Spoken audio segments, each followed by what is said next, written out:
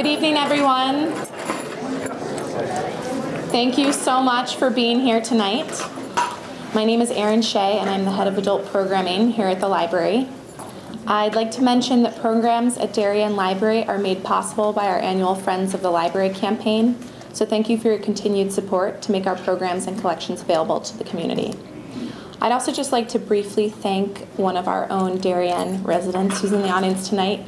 Mr. David Genovese emailed the library back in November because he had seen tonight's guest speak and he thought he'd be excellent at the library. So thank you for putting him into my universe.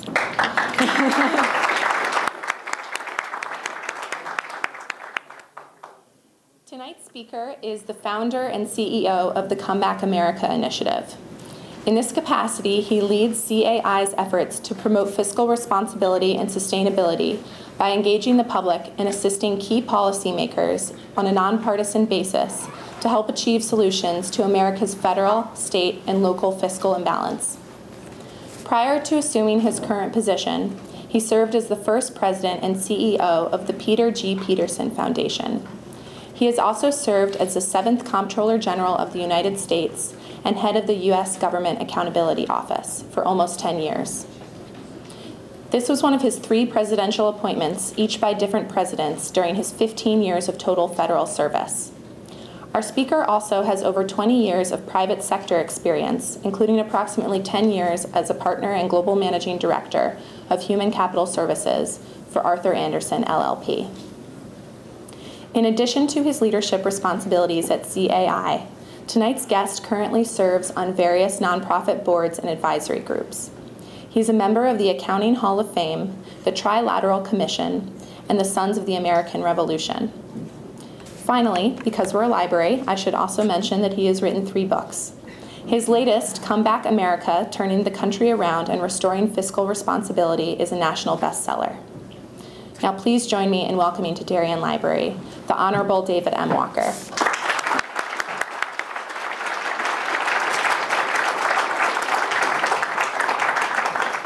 I think it's okay. I'm going to get a little bit more informal on a Tuesday night. Thank you all for coming on a Tuesday evening. This is a lovely library facility. I know that Darien is also a lovely town. I live in the nice part of Bridgeport, and there is one.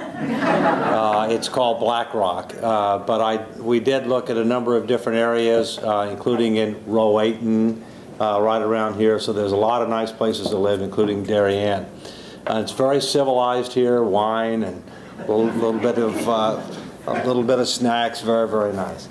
What I'd like to do is to speak informally for about 20 to 30 minutes. And I think that my remarks will probably prompt a lot of questions. At least I hope they will prompt a lot of questions. And then to open it up for Q&A. You've heard a little bit about my background, 20 years in the private sector, 15 in government, and 4 in the not-for-profit sector, and I've led organizations in all 3 sectors. What you haven't heard is that my family came to the United States in the 1680s, that I have ancestors who fought and died in the American Revolution, and yet I'm only the 2nd person in my Walker line, to my knowledge, to graduate from college. And I was born in the South, raised primarily in the South, and lived in a number of states, traveled to all 50 states, traveled to about 100 countries around the world, and have not only done things with regard to the U.S. government, but also have been chairman of the Audit Committee of the United Nations, head of strategic planning for auditor generals around the world. So I have a pretty broad perspective with regard to the 3 sectors, the economy, the United States, bless you, as well as a lot of international dealings around the world, or Gesundheit, I should say. This came from Germany on Saturday.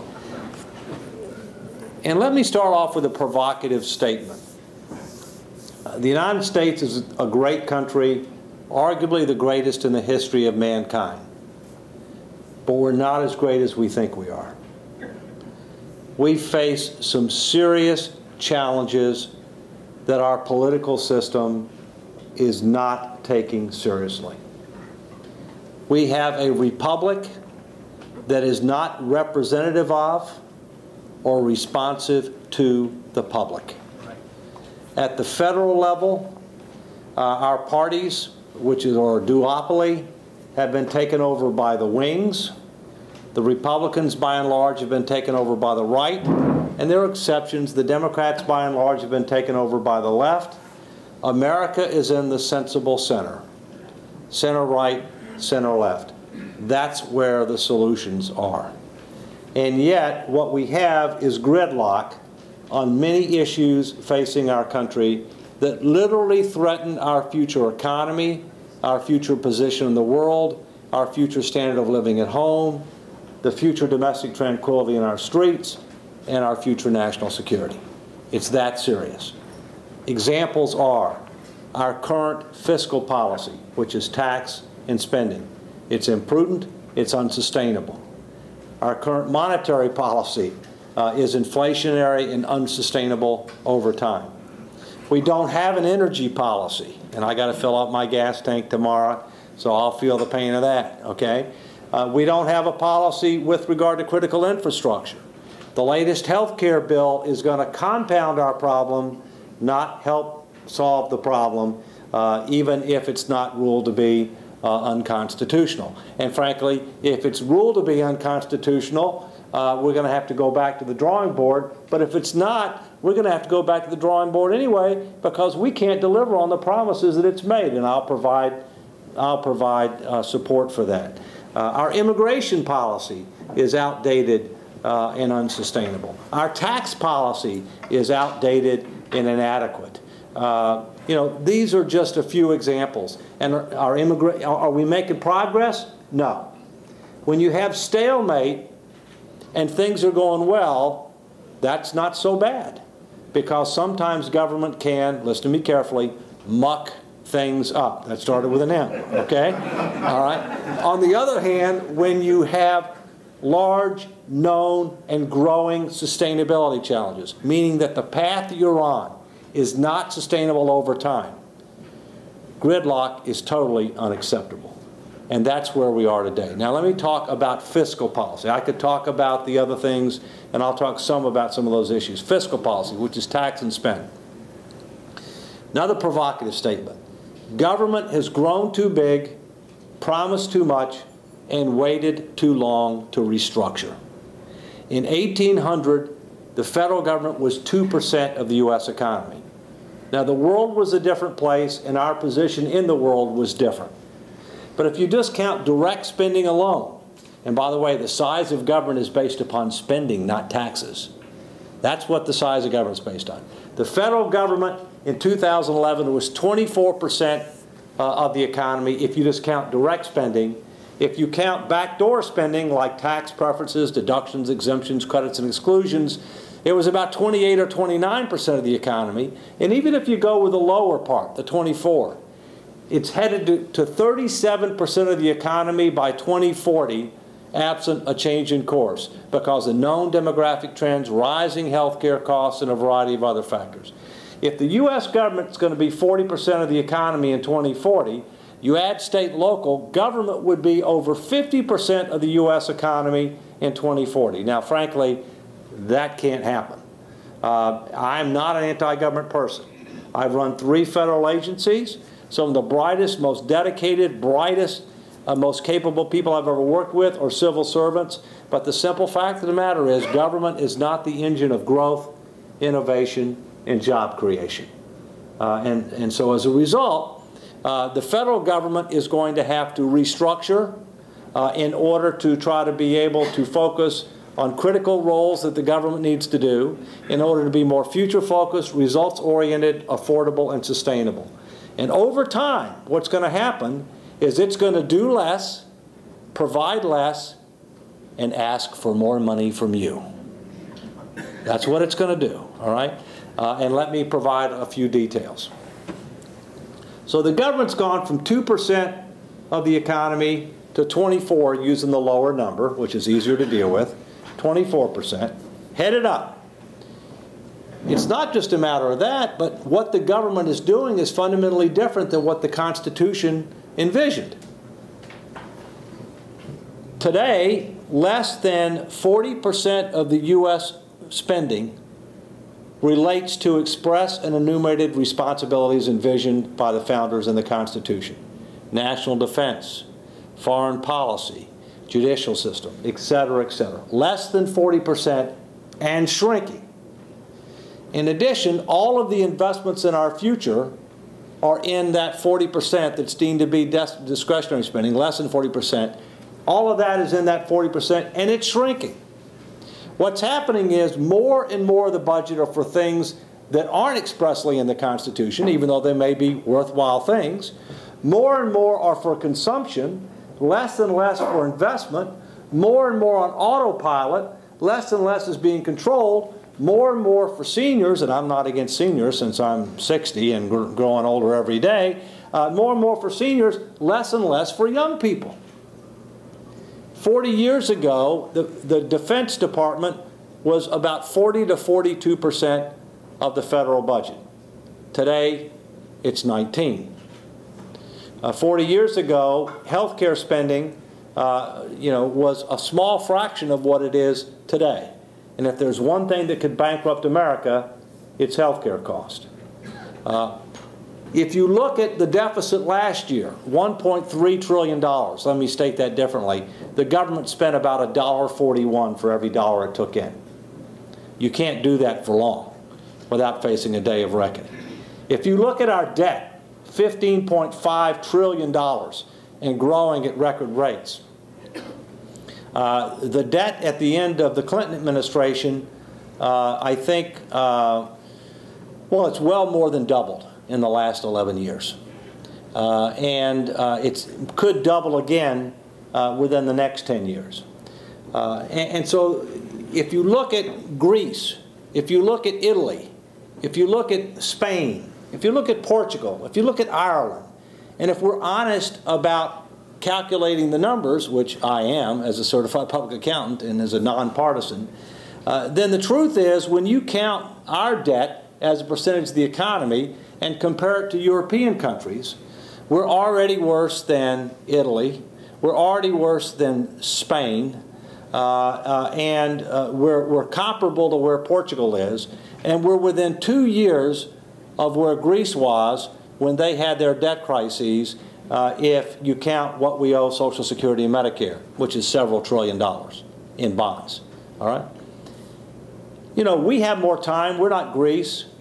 We're the largest economy on earth. We're the temporary sole superpower. We have over 60% of the world's global reserve currency. All of these things mean we have more time, but we don't have unlimited time. You can't spend more money than you make, charge it to the credit card at the kind of rates that we are, and expect that you're not going to have a day of reckoning. Now, my view is this is not just a fiscally irresponsibility issue. This is also an ethical and moral issue. Because in the broader scheme of things, what is going on right now is that current government policy is mortgaging the future of our children and grandchildren at record rates, reducing investments in our future, in their future, at a time that they're going to face a lot tougher competition and an increasingly interconnected and interdependent global marketplace. That's just not irresponsible, it's unethical, it's immoral. What's the way forward?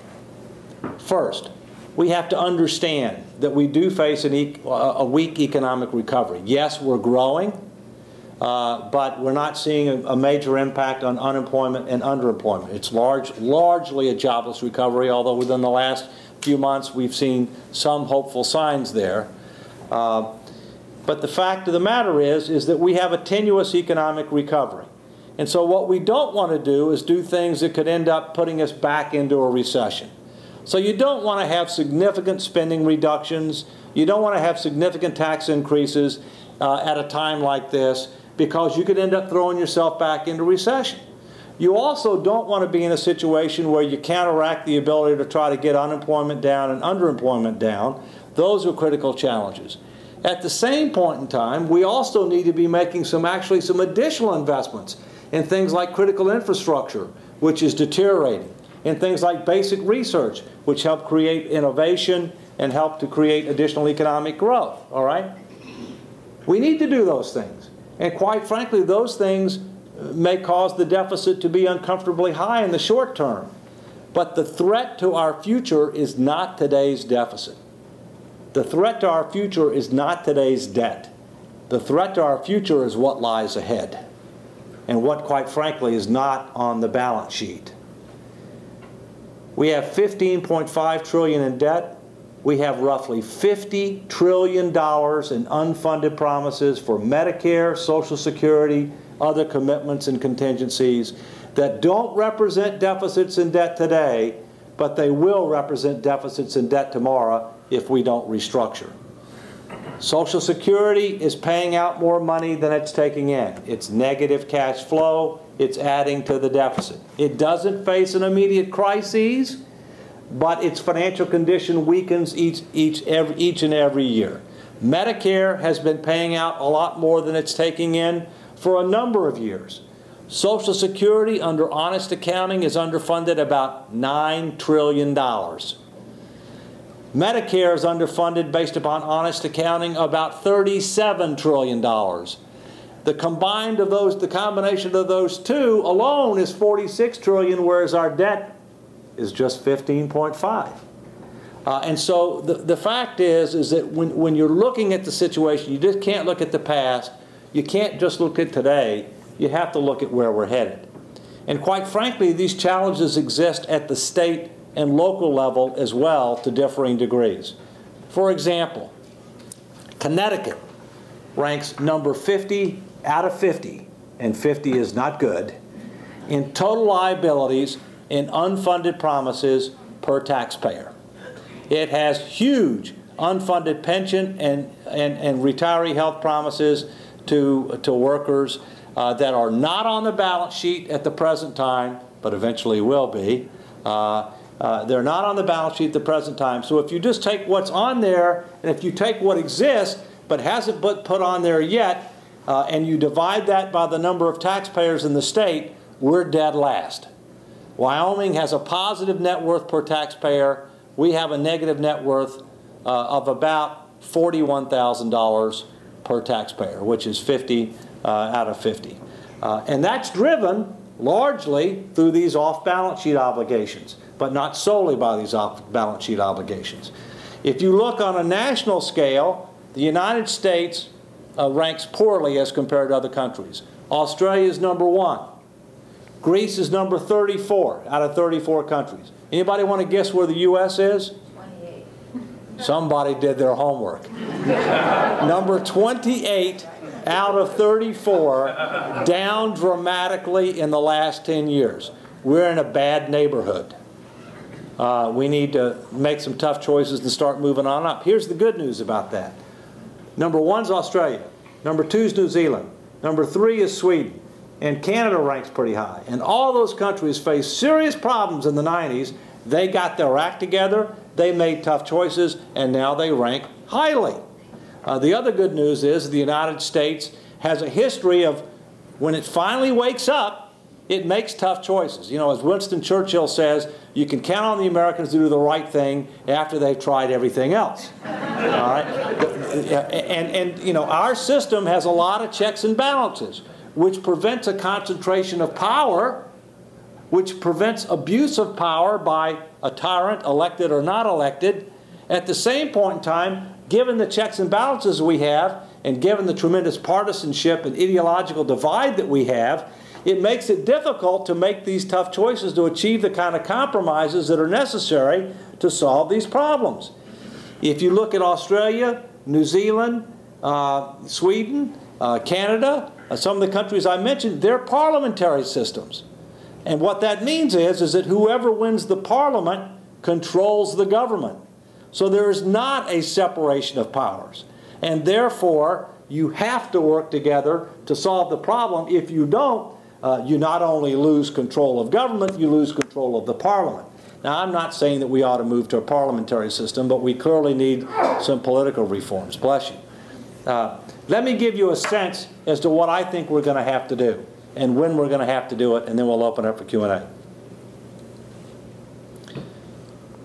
We're going to have to reimpose tough budget controls, tougher than the ones that we had from the early 90s until 2002, because we're in worse shape.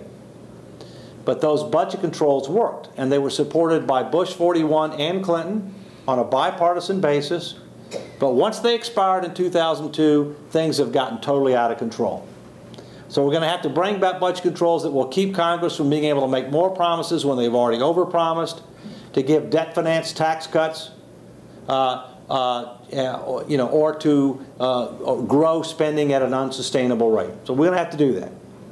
We're going to have to be careful about how we implement it so we don't undercut the recovery and so we don't undercut our efforts to deal with the issues. Secondly, we're going to have to reform Social Security to make it solvent, sustainable, secure, and more savings-oriented. If you're currently retired or near retirement, you're going to have little to no impact on you. The younger you are, the better off you are financially, the more impact there will be on you. I'm happy to answer specific questions. We have an opportunity to exceed the expectation of every generation of Americans by doing it the right way. I'm happy to give you an example later if you want of exactly what to do, and we'll take a little poll on it. When you can exceed the expectations of every generation, I call that a win. So why haven't we done it? Because we have no leadership. We have no leadership, and we have one political party that doesn't even want to put it on the table. And we have another political party that forgot what the second word is in Social Security. It's security, not opportunity. All right? And security is different. Security is a fundamental need. Opportunity is self-actualization. They're on the opposite end of Maslow's hierarchy of needs.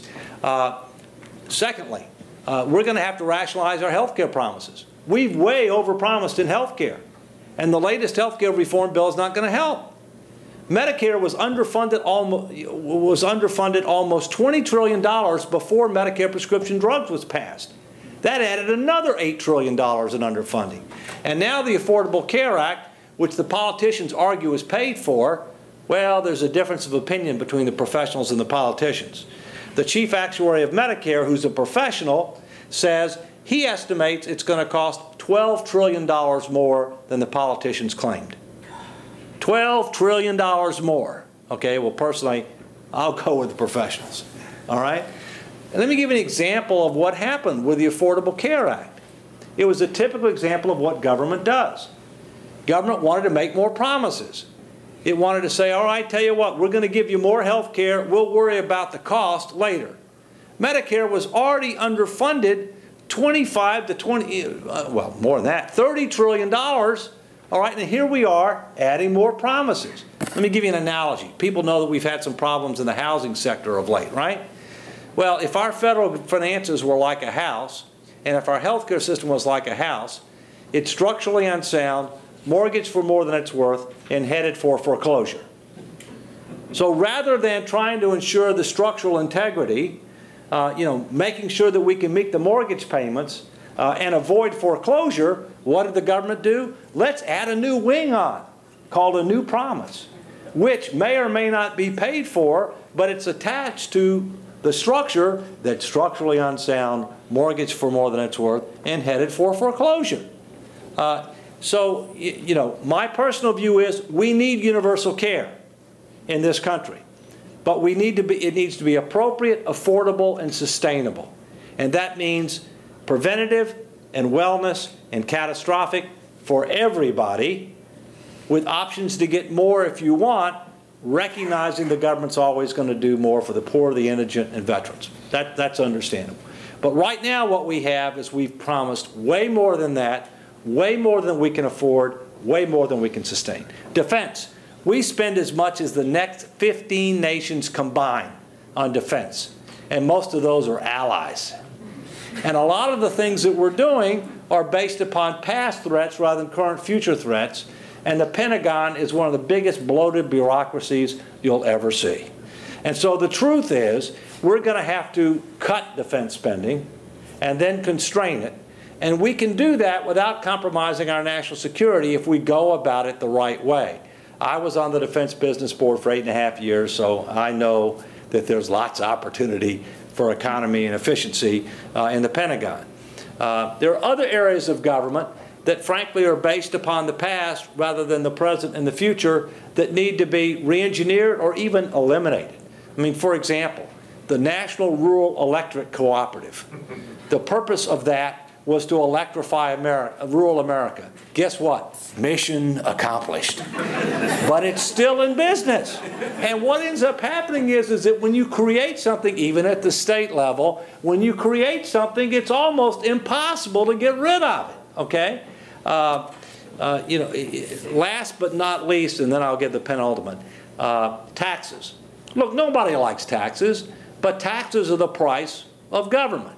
And by the way, there's two kinds of taxes. There's current taxes and there are deferred taxes. Newsflash, deficits and growing debt represent deferred taxes that young people and generations unborn are going to have to pay. Deficits and debt represent deferred taxes that future generations are going to have to pay. And so as a result, let's not kid ourselves, you know.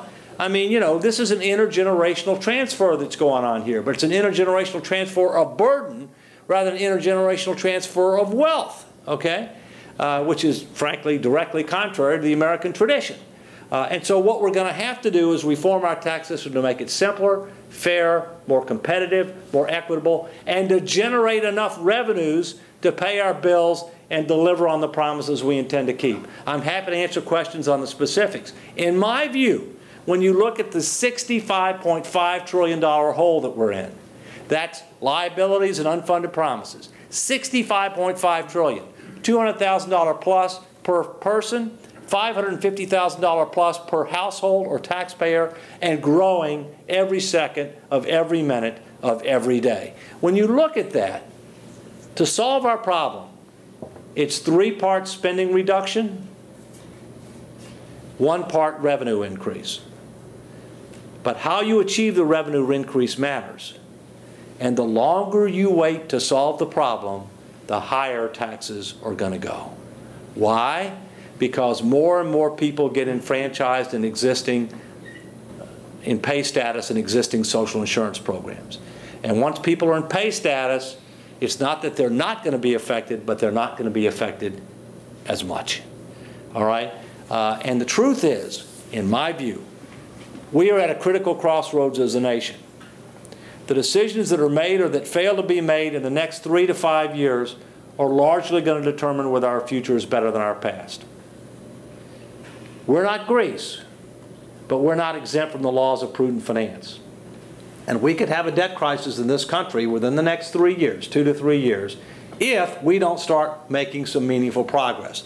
We're not going to make meaningful progress before the election this year, for lots of reasons. But what's critically important is that in the general election campaign for president, is that there is a meaningful and substantive discussion about these challenges so that the people are prepared for tough choices, so that we can start making them in 2013 and before the markets lose confidence in us. Because if they lose confidence in us, what happens? Interest rates go up real fast.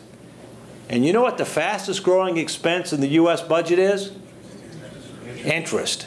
And you know what you get for interest? Nothing. Shinola. For every 1% increase in interest, we have to pay another $150 billion for which we get nothing.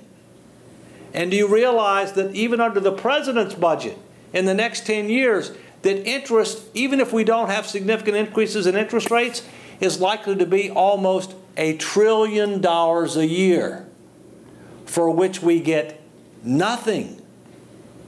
So I would respectfully suggest that if you want to look for a line item of fraud, waste, and abuse in the budget, that's it. Interest. Because of past fiscal irresponsibility. So the federal government needs to get on with it, and for that to happen, 2 things need to happen.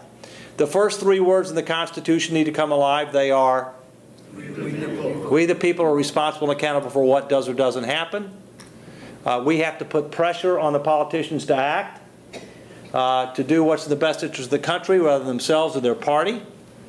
We have to make the political price associated with doing nothing greater than the political price of making tough choices that might involve some pain today for much greater gain tomorrow. And in addition to that, we need to have the president, whether that's Barack Obama in his second term, whether that's Mitt Romney or somebody else in their first term. We need to have them engage with the truth, the facts, the tough choices, and a way forward. Use the power of the presidency and the bully pulpit to go over the heads of Congress, to go directly to the American people, to mobilize the American people to put pressure on the Congress so that we can get a deal done. That is of critical importance. So, in summary, we're a great country, but we've got serious challenges. And we've got a broken political system. The clock is ticking. Time is not working in our favor. Others have made these tough choices. If they can do it, we can do it. We've risen to the challenge before. We can rise to the challenge again. But you and I and others have a responsibility to confront our elected officials, no matter what their political affiliation is, to start pressuring them to making progress on these issues before it's too late. My personal view is that we can, and I'm going to do everything to make sure that we do so in order to avoid a crisis in this country. And with your help, I'm confident that we've got a better chance of success. So with that, thank you. It's been about 30 minutes, as I promised, and that I'm happy to answer questions on any issues you want to pin me down on Social Security, you want to pin me down on taxes, you want to talk about health care or whatever else, or political reforms. I'm happy to talk about political reforms as well, because we need those too. So let's open it up. Yes, sir. Erskine Bowles, now Simpson, came up with a deal that pretty much delivered what you were talking about, and also delivered what President Obama originally asked them to deliver. And he said no. What happened there, and why haven't organizations like yourself or the Peterson Foundation gotten that out more as to who voted that down and who's responsible for saying no to what you're asking for? Okay, well first let's briefly summarize what that was all about, okay? Simpson is former Senator Simpson from Wyoming. He's a Republican. Bowles is Erskine Bowles, former Chief of Staff for Clinton, Democrat from North Carolina. President Obama appointed this commission, and the commission had 18 members, as I recall, and it was given a charter to try to help deal with the structural deficit. And it was also agreed that if they got 2/3 of the people, I think it was, to vote for it, that their recommendations would get an automatic vote in the Congress. Well, what happened was they came up with, I think, a very comprehensive plan and a very credible plan that involved about 2-to-1 spending reductions to revenue increases rather than 3-to-1, which is what I said, that involved changes in a lot of different areas: Social Security, health care, taxes, defense, and other areas. They didn't get the 2/3 vote. They got 60%, and as a result, they didn't get an automatic vote requirement. And quite frankly, what happened is President Obama walked away from it. It wasn't in his State of the Union. He didn't take pieces up, because it reported in December. He didn't put anything about it in his State of the Union. He didn't incorporate any of it in his budget proposal that came out in February. He didn't really say much about it at all until April. And by that point in time, he had lost a lot of credibility. You then had the situation where there was the deal that was trying to be done between Boehner and Obama for the debt ceiling limit. All right? They almost came together with the deal, but at the last minute, the Democrats said, we need more tax increases. I'm not saying that's right or wrong. I'm just telling you what happened. They thought they had a tentative deal for $800 billion in revenues and a bunch of spending reductions, and then the president came back and said, I need another $400 billion in revenue increases. I'm not saying that's right or wrong, and it fell apart. All right? And so we are where we are. What was a bigger disappointment to me was, as part of the debt ceiling deal, as you recall, there was a 12-member group that was created by Congress that was co-chaired by Patty Murray, who's a Democratic senator from Washington, and Jeb Hensarling, who's a Republican congressman from Texas. And they chaired a group of 12 of their colleagues, 6 from the Senate, 6 from the House, and they were supposed to come up with just $1.2 trillion in spending reductions over 10 years. And they got nothing. They were a total failure. And in fact, they didn't even meet face to face for the last 2 to 3 weeks. That tells you how dysfunctional the place is. Look, my view. The Peterson Foundation is doing a lot. Come Back America is doing a lot. The Committee for a Responsible Federal Budget, which I'm on their board, is doing a lot. The Concord Coalition is doing a lot. But not just in Washington, more importantly, outside of Washington, because that's where the problem's going to get. And the pressure has to come from outside of Washington to force Washington to do things and to hold it accountable if it fails to do things. And so that's why I think that the real key is this year's presidential election. I think, you know, the American people typically only tune in once every 4 years to big issues like this, and it tends to be between Labor Day and Election Day on presidential election years. And so I and others are going to try to do everything that we can to maximize the chance that this issue is a meaningful part of the presidential debates, and therefore hopefully part of the congressional, you know, elections as well. The truth is the American people are very concerned and they want something done, but the only way you're going to get it done is if we get leaders who are willing to do what's right and not worry about the consequences. Here's my view. If people can handle the truth, they're starved for truth, leadership, and solutions, they would actually reward politicians who actually come forth, try to solve problems, try to work on a bipartisan. They would actually reward them. Somebody had their hand back over there.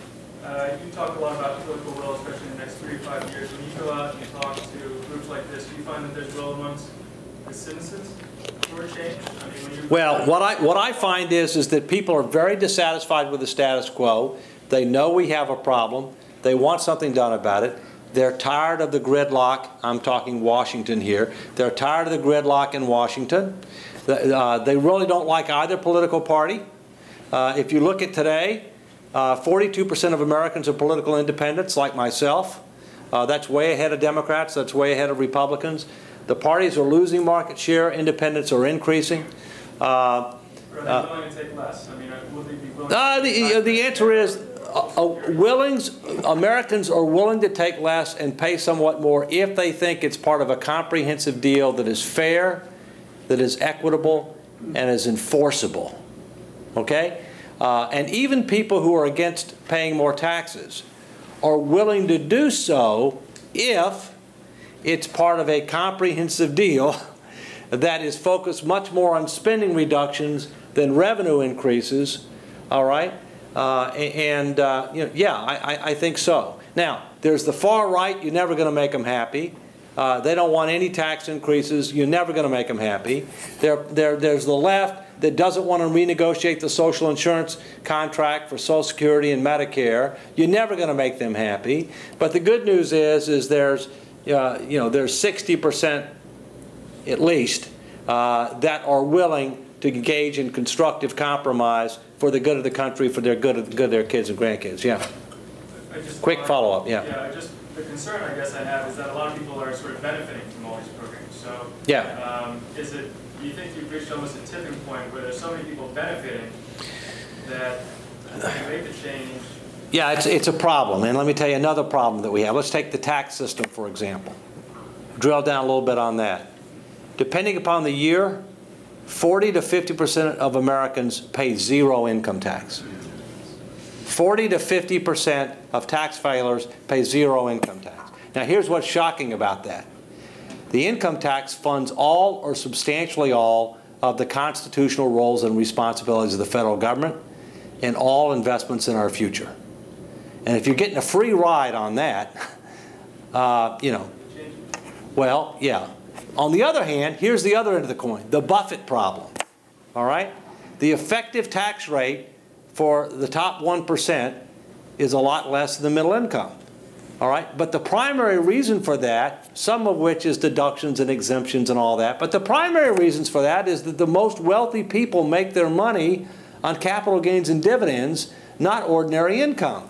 And capital gains and dividends are taxed at 15%. irrespective of how much money it is. And that's why I say I think one of the things that we have to do on tax reform is that we have to determine at what level of income should you not have to pay income tax. It's some function of the poverty level, but we got to have more people contributing to the constitutional roles of the federal government. It can't be 40 to 50% not paying. You need a progressive tax system, but you need more people paying something. At the same point in time, you have to be able to make sure that the effective tax rate for the wealthy is higher than it is today. And I think the way to do that is you eliminate a lot of deductions, exemptions, credits, and exclusions. So you broaden the tax base to where more things are taxable. You then lower the top tax rate to, let's say, 25%. But if you lower the top tax rate to 25% for individuals, corporations, and for the estate tax, you can eliminate the difference between corporate capital gains and dividends and ordinary income. You have a level playing field, and in effect, you'll have a lot more simpler, more effective, more equitable system that'll generate more revenues. And that's the kind of approach that I think we need to take. The idea that you want to add on new tax rates under our current system, which is an abomination, and I'm a CPA, and I'm one of the few people that can probably, prepare my taxes myself. I mean, if members of Congress had to prepare the taxes themselves by hand without help, we'd have tax reform in a year because they couldn't do it. Questions over here? Yeah, you covered this. I'll go to you. If it were up to you, what portions of the Bush tax cuts would be extended or should be extended? If it was up to me, Zippo. Okay? What I would do is I would recover all of the revenue from the Bush tax cuts, but I would recover it not through going back to our old tax system. I would recover it through comprehensive tax reform. So I would recover the revenues, but through a dramatically reformed tax system that broadened the base, reduced rates, eliminated the difference between, capital gains, dividends, and ordinary income. Okay? That's how I would do it. And one of the big debates is going to be is, what's a tax increase? And you think I'm playing games? I'm not, okay? There's something called this Americans for Tax Reform Grover Norquist Pledge, where almost every Republican has signed it. But guess what? There's a loophole in it. There's a loophole in it.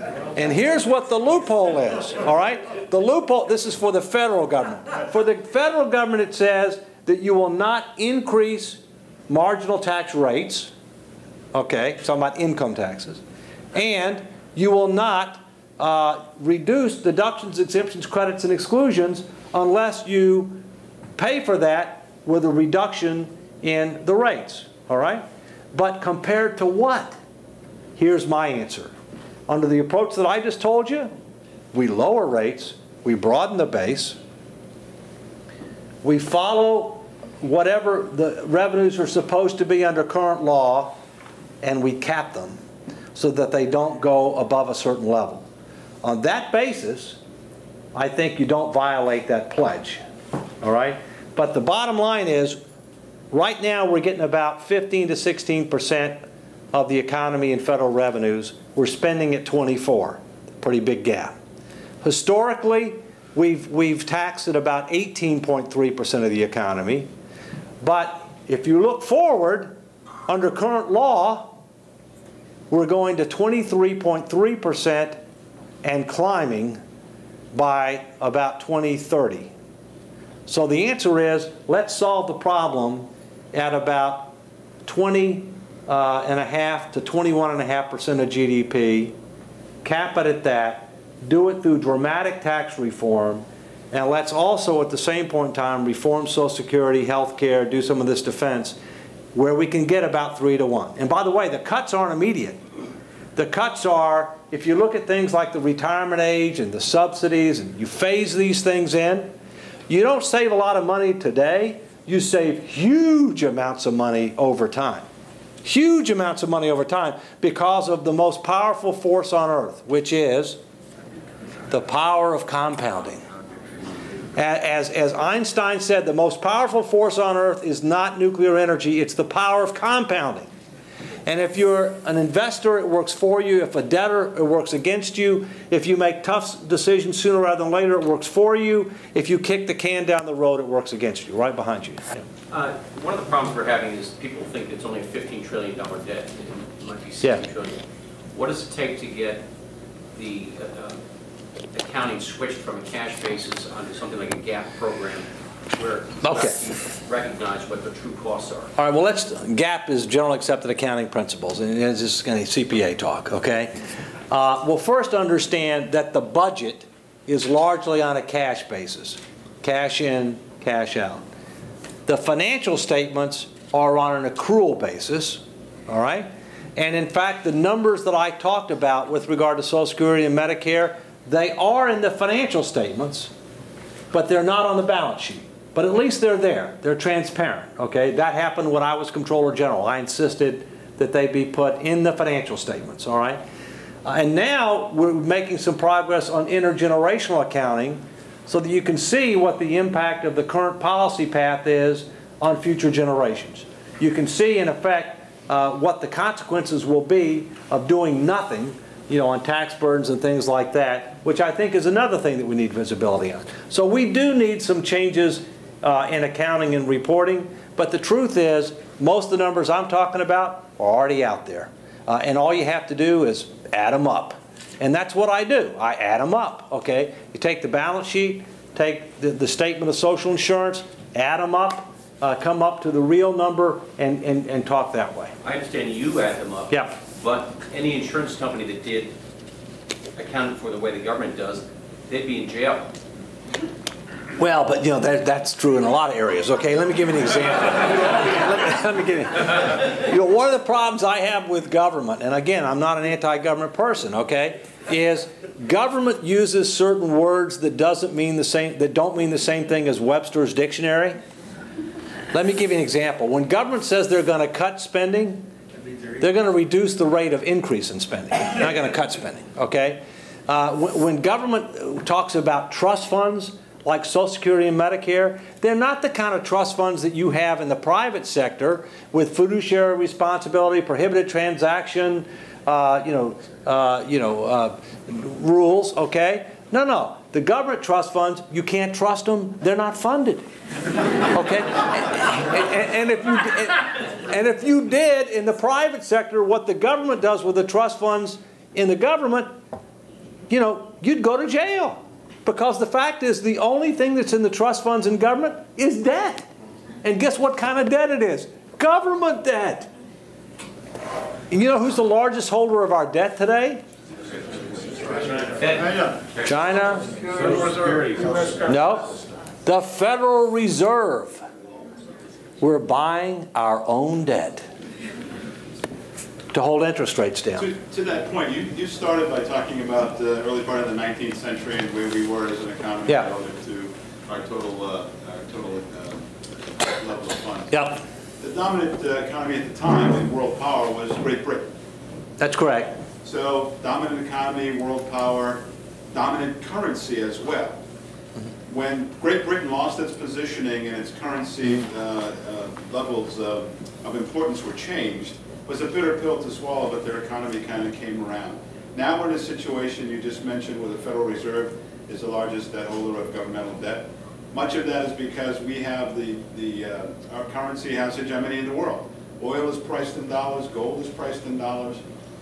What if, and would you think this would have any merit, rather than having the dollar be the dominant currency, if we went to a global market basket currency, let's say the weighted average of the currencies of the G7 or maybe the G20, that would cause us to have to then worry about exchange rates, and it would be a bitter pill to swallow, but perhaps it would cause us to focus on debt, focus on growth, focus on innovation. I just wanted to get your thoughts on that. Yeah, well, first, I don't think that the dollar will lose its status as a global reserve currency in the foreseeable future, but I do think our market share will go down. Okay, and I do believe that there are increasing pressures to look at alternatives, not necessarily a global currency, but the approach that you talk about is the one that I think is more likely, some kind of a basket, if you will. Keep in mind that you know, there are lots of reasons that oil prices go up, okay?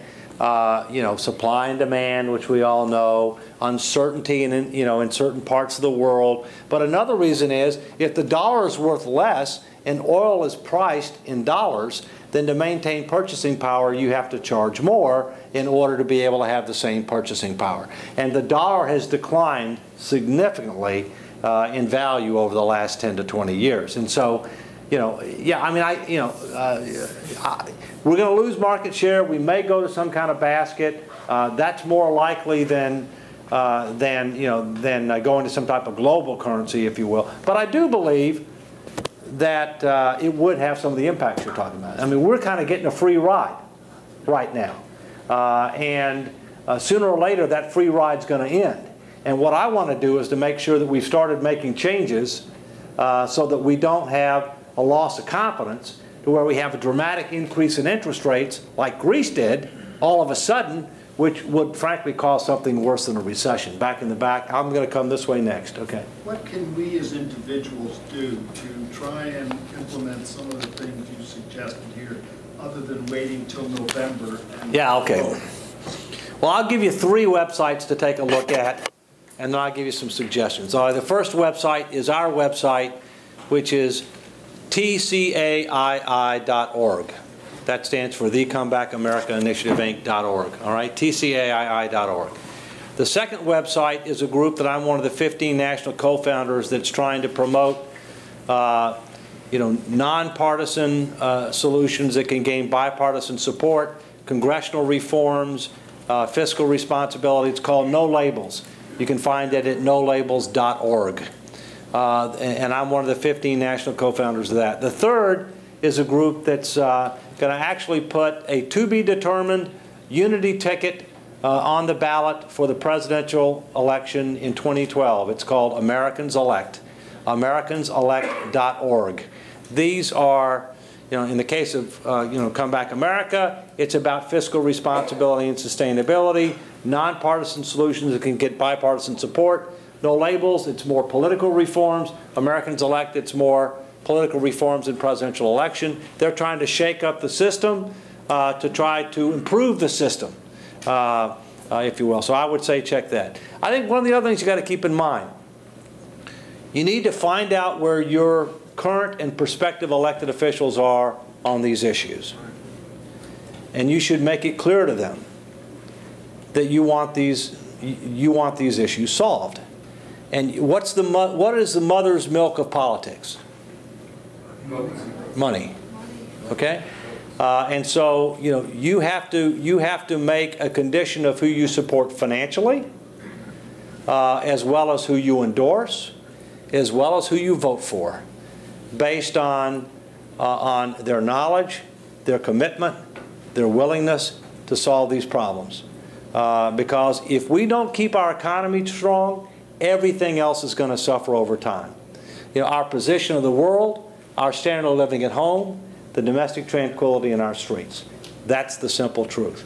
Yeah. Just as a follow-on, do you think there's any chance that we could get Erskine-Bowles to be brought back up again and seriously considered by our body? Oh yeah, I think, look, in the end, it's not necessarily going to be the Simpson-Bowles proposal because there was more right than wrong with it.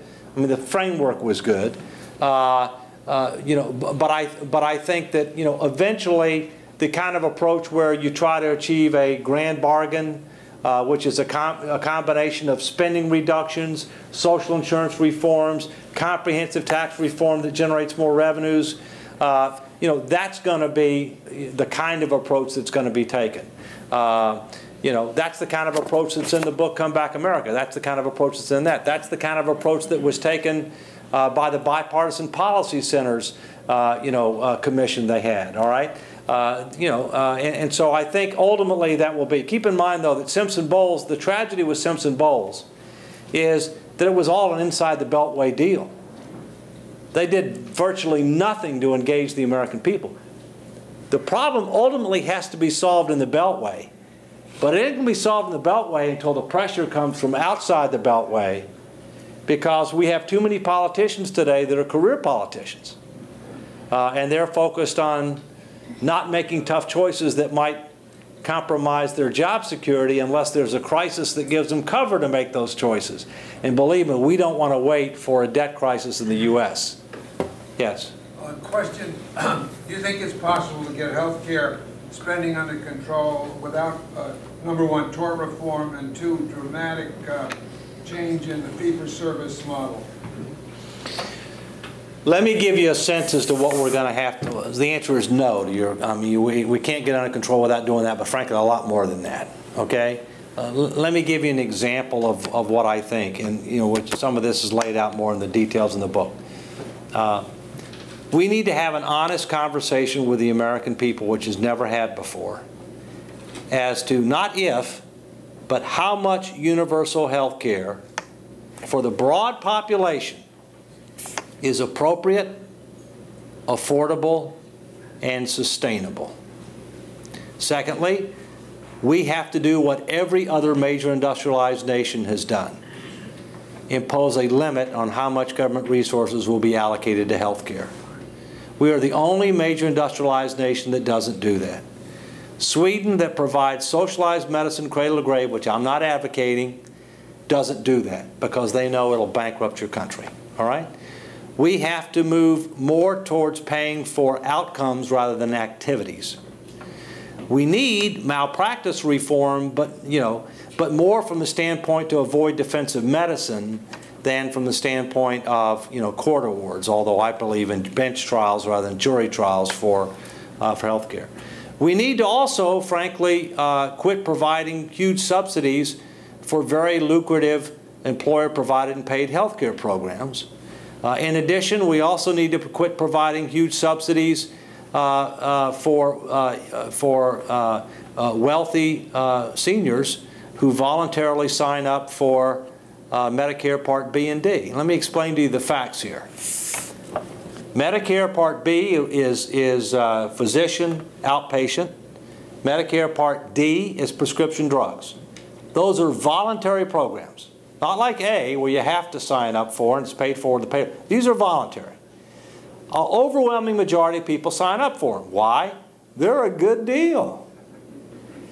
95% of the people who sign up for them get a 75% taxpayer subsidy, irrespective of their income and wealth. Now, it's one thing to provide a 75% taxpayer subsidy for somebody who's near poor and not eligible for Medicaid. It's another thing to provide a 75% subsidy for somebody who's well off. And that's a typical example of what government does. You make a lot of promises. You don't really want to differentiate based upon means. Let's give everybody something and we'll just charge it to the credit card. And then you create a program that's unaffordable and unsustainable. All right? I do think we're going to have to also, in imposing that limit, one way you can impose the limit is to do so-called premium support. Where you say, all right, we're going to give you so much money, you're going to have competition, you can have choice. Another way to do it, and I know some people want to call this death panels, which I think is an outrage, okay? But the simple fact of the matter is, in most civilized, industrialized countries, all right, that have some type of limit, they have physicians determine standards of practice that not only serve as a basis for payment, public payments, private payments, you can do whatever you want, public payment, they also serve as a safe harbor against litigation. So if you practice in accordance with this, and what are those things designed to do? They're designed to say what type of procedures and interventions, etc., are likely to meaningfully improve or extend life. And if the answer is yes, then you do it. But if the answer is no, you don't. Because right now, let's think about it. We don't have any checks and balances on that right now. We write a blank check. 85% of the costs are paid for by somebody who doesn't get the service. They have no idea what it costs. All right? People are paid more and more for what they do. That provides tremendous incentives to overprescribe, to overutilize technology, to do many more invasive procedures. And that's not sustainable, nor is it always in the patient's interest. Yeah. Politicians' interests are they're completely misaligned with the long-term health of the economy. I mean, Yeah. they're just thinking about November, or they're thinking about 2 years, whatever the next election is, not to mention the special interests that are controlling them. You know, what type of structural changes do you think? On the political, okay. Several things. One, and I'm talking about the federal level, although some of these apply to state and local. Of 435 House seats, about 75 are competitive.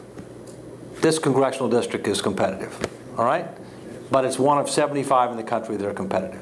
Well, what does that mean? 360 aren't. And of those 360, you know whether a Democrat or Republican is going to win. You just don't know which one.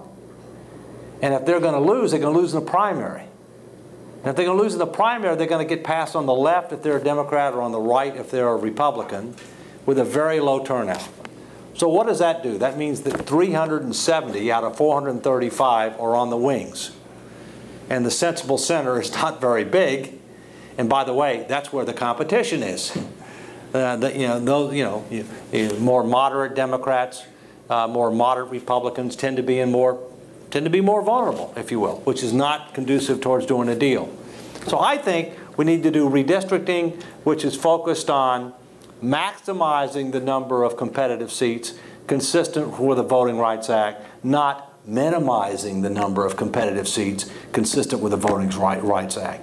Iowa, Arizona, California, and I think Maine have made reforms designed to try to achieve that objective with varying degrees of success. Secondly, I'm for eliminating Democratic and Republican primaries and going to integrated and open primaries.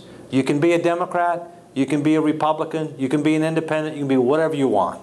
Democrats can endorse candidates, Republicans can endorse candidates, they can raise money for candidates, they can provide ground troops for candidates, that's fine, but you have one primary.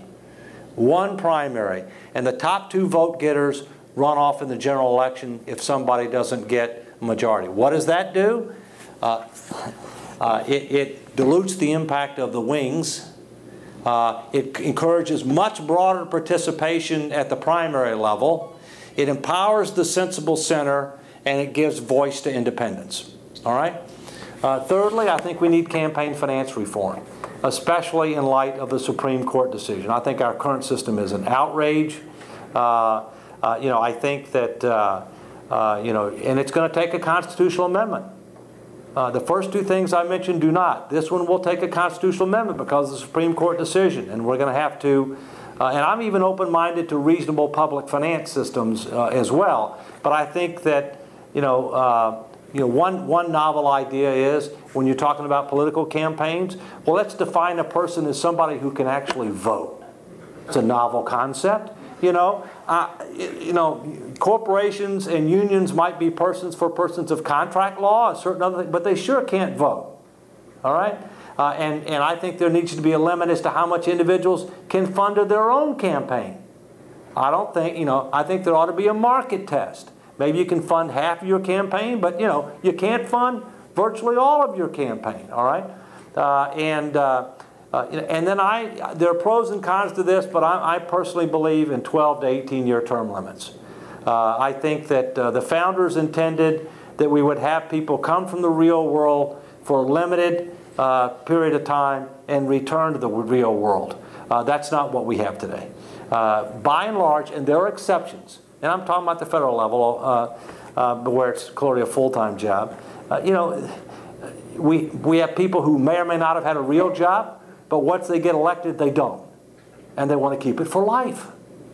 And believe me, I can tell you, Washington is not the real world. They're very disconnected from the real world. And they're human beings. And human beings want to keep their job. They don't like to involuntarily lose their job. So what do? They tell people what they want to hear. They give more spending. They give more programs. They give more tax preferences. And they charge it to the credit card. And just worry about somebody else paying for it down the road. That's what's going on. That's the simple truth. But a lot of these topics you just discussed they've been fighting this forever. I mean, yeah, but let me tell you what's different, okay?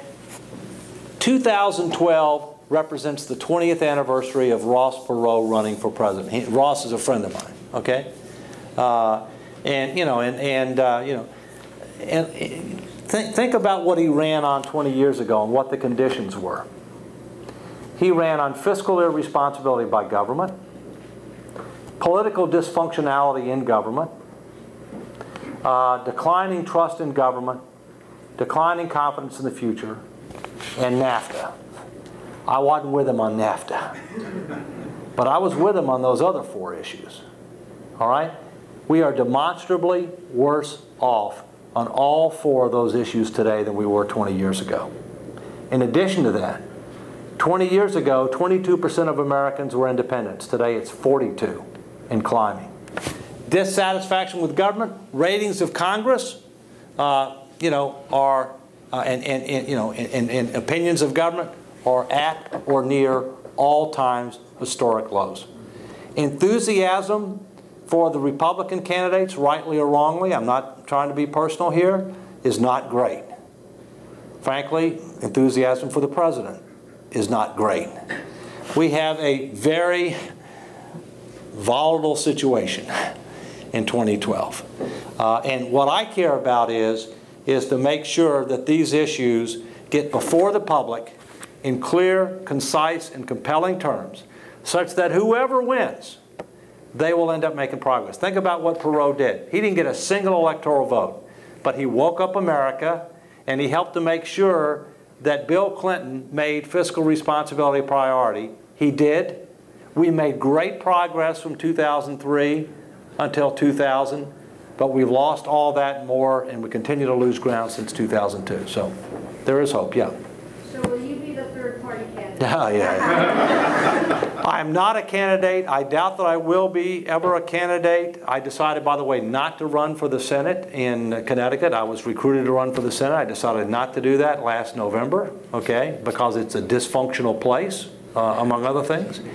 I've got people trying to draft me for that, but that's exactly what it is. And you know, I doubt I'll ever run for political office. But what I do want to do is to try to make sure that whoever the next president is, that they'll make this a priority. Because I really do believe that the next 3 to 5 years are critical. I mean, I really do believe that. We have time for one more question. Okay, and you touched on the underfunded. I'll hang back a few minutes. I actually pointed to him. I'm sorry. Go ahead. You touched on underfunded commitments by states. Can you address what can change there? Is that different than what's going on at the federal level? Well, there are analogies. Okay. Connecticut, obviously, near to all of us, which we do there. There are analogies, okay, but the nature of the unfunded obligations and what's on the balance sheet and what's off the balance sheet are different. At the federal level, the federal government books a liability for the full unfunded promises for civilian and military pensions and retiree health care, and it's several $1 trillion, and it's on the balance sheet, okay? It does not book a liability for the tens of trillion unfunded promises for social insurance programs for you know, in some cases good reasons, but there's transparency there. At the state level, the state doesn't book a liability for the unfunded promises for civilian pensions and retiree health obligations. They are huge. They are huge. And in my view, they have to be restructured. In my view, government workers are entitled to a decent pension and health program, but it needs to be appropriate, affordable, and sustainable. And to do that, it means you need to benchmark those programs against major employers in the private sector. And those programs need to have comparable benefit provisions with regard to coverage, with regard to cost sharing, with regard to limitations, with regard to indexing, and that has not been done.